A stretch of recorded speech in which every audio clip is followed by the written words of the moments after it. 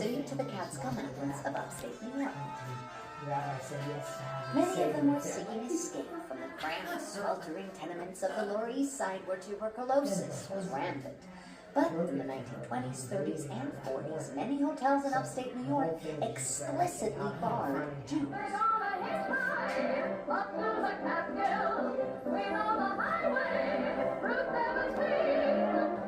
The world they created was sometimes called the Jewish House, or more often, simply the Mountains.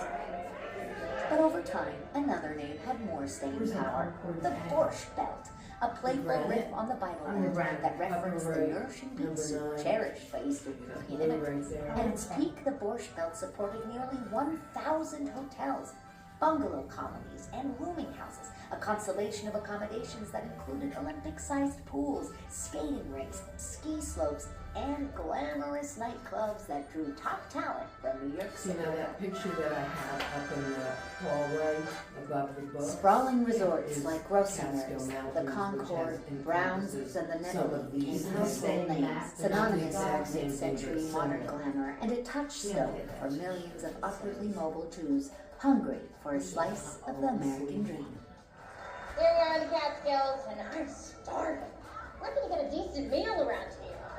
The Borscht Belt's most enduring contribution to American culture was an incubator for stand-up comedy, an art form with roots in 19th century minstrel shows that featured a single performer, self-deprecating, quick-witted, and salty, who eagerly engaged the audience. From Milton Berle, Shecky Greene, and Buddy Hackett to Billy Crystal, Joan Rivers, and Jerry Seinfeld, the Catskills became a comedic proving ground in the post-war years.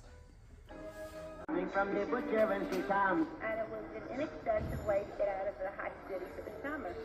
And you had a lot of comedians. And one of the staples of the diet was borscht. And that's why I think we praise the borscht.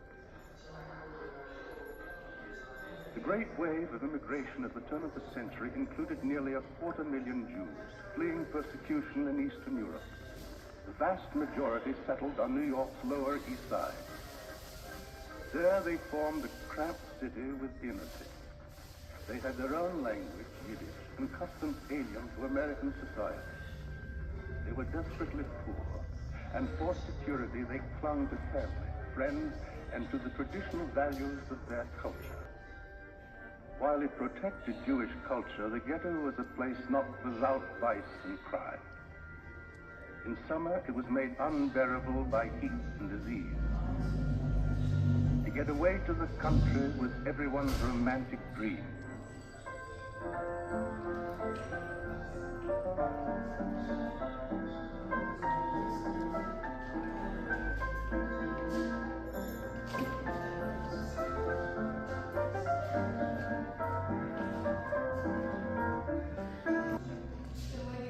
The harsh reality was that those places within reach of New York City were either too expensive or barred to Jews.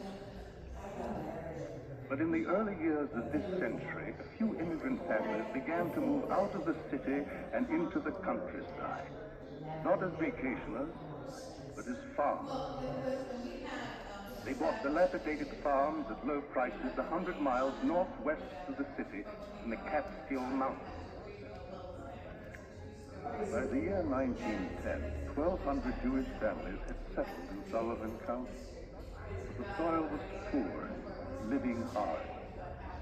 The farmers took to renting their spare rooms, even their barns, to relatives and friends who wanted to escape the city's heat to the lakes and mountain air of the Catskills. It was soon said of these Jewish farmers that their best crop was tourism. Over the years, the farms turned into boarding houses, bungalow colonies, and huge modern resorts. You know, this resort was a farm and then a boarding house, and we served our boarders everything that we could produce on the farm. You didn't come to a hotel, you didn't come to a resort. You came to our house, you came to my family, and they treated you as part of the family. And it didn't matter if you wanted another potato, because we were growing them here. We grew the corn, we made the cheese, we made our own butter, and the cows were giving us milk twice a day. We could make all the butter and sour cream and milk and sweet cream and everything you needed. So they served with a full hand. Because that's what people came up here for.